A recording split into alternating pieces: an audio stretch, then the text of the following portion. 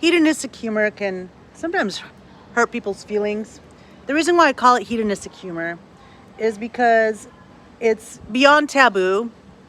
It's not necessarily meant to hurt someone's feelings, but it will, and it does, especially because it's poking at certain biases.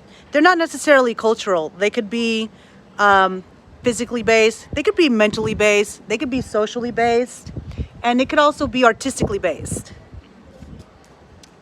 For example, if you wanted to do a comparison between Family Guy and The Simpsons, someone would mock The Simpsons for having the id of the basic stupid father, as well as Family Guy with the mocking of the smart it girl, I guess, but she's not it, and what she is a hassle and annoyance, as well as the troublesome male gender idealisms.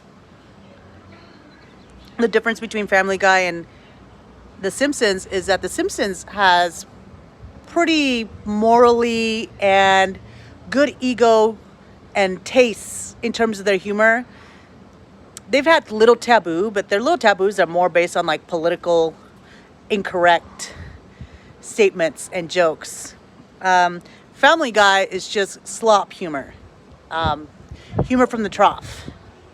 That's meant to insult. The Simpsons isn't really meant to insult. The Simpsons really provokes the ideology of political snobberies, basically. Like when the Bushes were neighbors.